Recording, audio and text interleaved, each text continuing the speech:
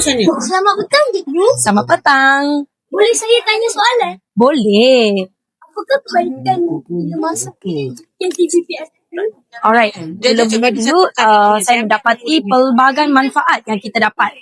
Okay, teruja jugalah mula-mula dapat bengkel ini. Yang pertama antara manfaatnya yang kita dapat pada 2 hari ini adalah kita dapat memahami beberapa shots yang dikenakan oleh cikgu tersebut dan dia ajar sangat detail kepada murid-murid kita.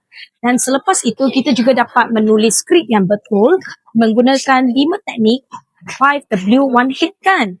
So yang tu membantu murid-murid kita untuk membuat skrip dan juga macam mana nak menyusun cerita tersebut dengan teliti.